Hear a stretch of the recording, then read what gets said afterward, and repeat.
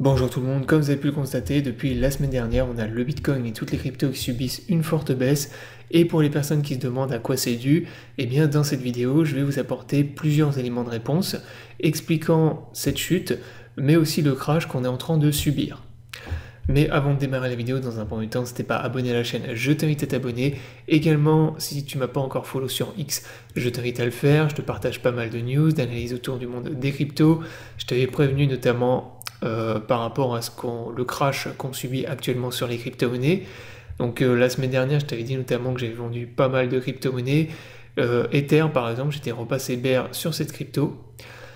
Donc si tu es intéressé par le trading des crypto-monnaies, je t'invite également à me rejoindre sur l'exchange Bidiet et Bluefin, qui sont mes deux exchanges préférés pour trader les crypto-monnaies. Si t'es pas inscrit, tu as tous les liens dans la description sous la vidéo. Ces liens te permettent d'avoir accès à un bonus lors de ton premier dépôt, ainsi que des réductions sur tes frais de trading, donc profites-en. Je te remettrai également le lien des guides et tutoriels complets sur ma chaîne YouTube pour t'apprendre à utiliser de A à Z les exchanges. Maintenant on démarre la vidéo, donc comme je te l'ai dit, je vais t'apporter des éléments de réponse pour t'expliquer à quoi est dû le crash, en tout cas la grosse chute qu'on subit actuellement sur BTC et les crypto-monnaies. Donc pour bien comprendre ce qui se passe actuellement sur le marché des cryptos, eh bien il y a deux facteurs qu'il faut analyser et prendre en considération. Le premier, c'est celui dont je vous parle toutes les semaines sur ma chaîne YouTube, dans mes vidéos d'analyse que je vous poste le samedi, c'est-à-dire en fait l'analyse technique. Donc si tu prends le graphique du Bitcoin en unité, en grosse UT par exemple en daily ou en weekly, qu'est-ce que tu observes? Eh bien tu observes que sur le chart, on est depuis le mois de mars dans une tendance baissière. Donc ça c'est quelque chose que je vous dis déjà depuis plusieurs semaines, plusieurs mois, c'est que BTC est dans une tendance baissière.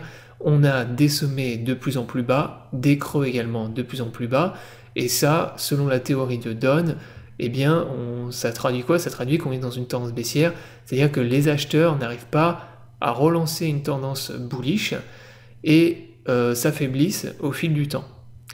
Donc ça, sur Bitcoin, tant qu'on n'arrive pas à casser le dernier sommet maintenant, qui est celui des 70 000 $ ici, donc on a fait le mois dernier, en juillet, donc on a fait un nouveau top à 70 000 $, tant qu'on n'arrive pas à casser ce sommet, eh bien en théorie, on est toujours dans une tendance baissière, c'est-à-dire qu'on ne sait pas si les crypto-monnaies, le BTC va repartir eh bien, dans les semaines ou dans les mois à venir. Là, on peut très bien conserver une tendance baissière pendant encore plusieurs semaines. Donc ça c'est la première chose, d'un point de vue purement graphique, analyse technique, on est dans une tendance baissière et on n'arrive pas à casser les derniers sommets qu'on fait sur BTC. Donc ensuite, la seconde chose, c'est ce dont je vous avais parlé également dans ma dernière vidéo d'analyse, c'est-à-dire les indices US qui s'effondrent en ce moment à cause d'une crainte de récession des États-Unis. Donc une période de récession, qu'est-ce que ça veut dire pour les gens qui ne connaissent pas? En économie, quand un pays rentre en récession, ça veut dire que l'activité économique ralentit, voire même s'inverse. C'est-à-dire qu'il y a beaucoup moins d'activité économique, il y a une explosion du chômage, ce genre de choses. Et donc bah là, actuellement, il y a une crainte de cette récession aux États-Unis. Donc vous avez les marchés financiers américains qui s'effondrent. Et bah maintenant, vous allez me dire, ok, mais quel est le rapport avec Bitcoin et le marché des cryptos? Eh bien justement quelque chose qu'il faut bien prendre en compte et que peu de gens prennent en compte d'ailleurs, c'est que le marché des crypto-monnaies et le Bitcoin en particulier sont totalement corrélés au marché financier américain. C'est-à-dire que quand on a les indices US qui s'effondrent et qui sont dans une tendance baissière, on a le Bitcoin qui s'effondre et qui part dans une tendance bear aussi. Et ça c'est quelque chose que vous pouvez vérifier sur les graphiques. Donc c'est le cas depuis déjà plusieurs années. Alors c'était pas le cas au départ, Bitcoin n'était pas corrélé aux indices US à ses débuts, mais depuis plusieurs années maintenant, au moins 5 ou 6 ans, c'est le cas à 100%.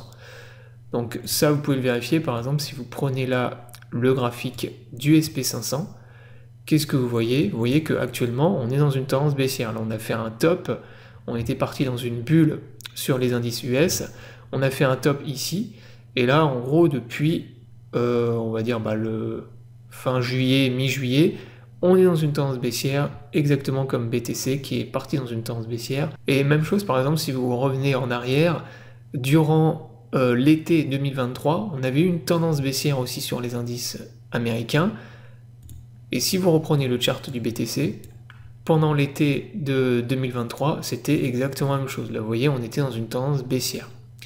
En tout cas, on avait eu un gros crash à un moment donné, on était plus bloqué dans un énorme range à ce moment-là, mais n'empêche que juillet, août, globalement, on est parti dans une tendance baissière, et il a fallu attendre le mois d'octobre pour repartir dans une tendance haussière. Et là, si vous regardez le graphique du SP500, vous voyez que de août à fin octobre, tendance baissière, retournement de la tendance, et là, comme par hasard, sur Bitcoin, même chose, retournement de la tendance, et on repart bullish. Même chose également durant le bear market de 2022, là, sur les indices US de janvier 2022 jusqu'à fin 2022, on était dans un bear market, et sur Bitcoin, vous le savez très bien, c'était exactement la même chose. Donc tout ça, c'était pour vous expliquer et que vous compreniez bien le rapport entre les marchés financiers américains et Bitcoin.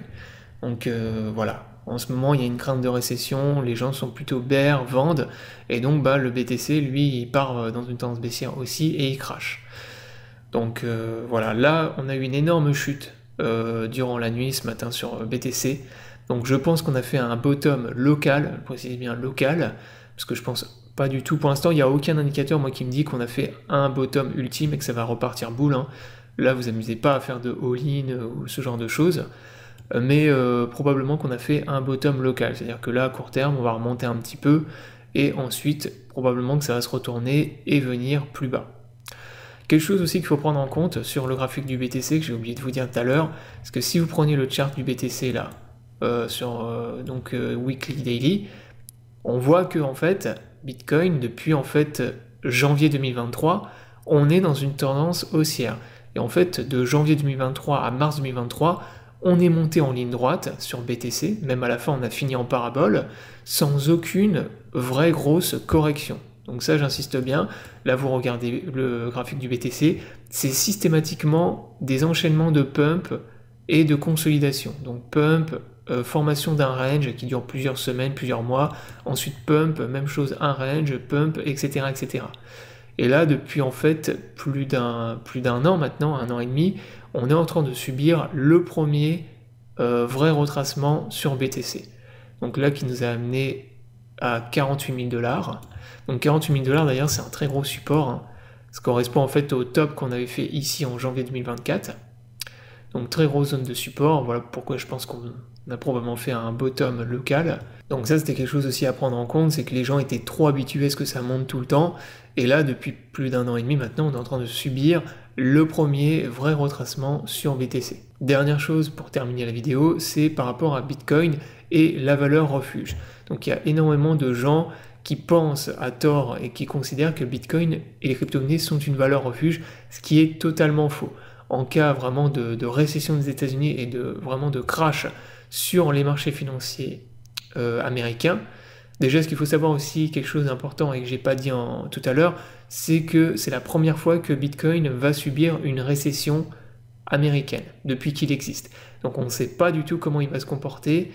Là en ce moment c'est très très risqué d'être 100% en crypto-monnaie ou all-in dans les cryptos, ne faites surtout pas ça.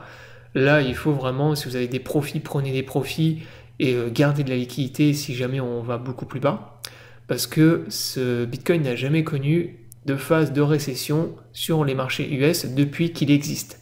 Donc très important à prendre en compte. Également par rapport à la valeur refuge, Bitcoin n'est absolument pas une valeur refuge, donc ça c'est quelque chose que vous entendez souvent par rapport à BTC. Il y en a beaucoup qui considèrent que Bitcoin c'est comme le gold, donc c'est l'or numérique entre guillemets, ce qui n'est absolument pas le cas. C'est pas une valeur refuge, et on a eu plusieurs tests dans le passé qui ont prouvé que ce n'était pas le cas.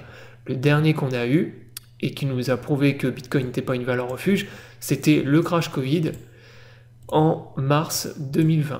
Donc en mars 2020 ici, vous avez le Bitcoin qui a perdu en l'espace d'une seule journée, je crois, 50% de sa valeur.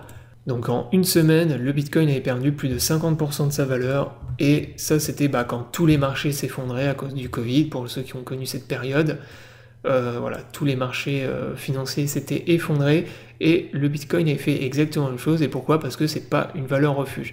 Si ça avait été une valeur refuge, les gens auraient vendu par exemple les autres les autres indices, les actions, pour rentrer ensuite massivement dans le Bitcoin, et c'est absolument pas ce qui s'est passé. Donc là, n'espérez pas que Bitcoin soit une valeur refuge si jamais on a un crash sur les marchés financiers, sur les actions. Bitcoin doit être considéré pour ce qu'il est, c'est-à-dire un actif numérique, une action en fait qui représente une technologie unique, mais pas une valeur refuge. Donc voilà, ça c'était pour terminer la vidéo, j'espère qu'elle vous aura plu, donc vidéo très importante, n'hésitez pas à la liker, à la partager, parce que c'est important que les gens comprennent tout ce que je viens de dire dans cette vidéo. Donc voilà, j'espère que la vidéo vous aura plu, je vous invite à vous abonner pour ne pas rater les prochaines vidéos, je vous souhaite à tous une bonne journée et à bientôt pour une prochaine vidéo.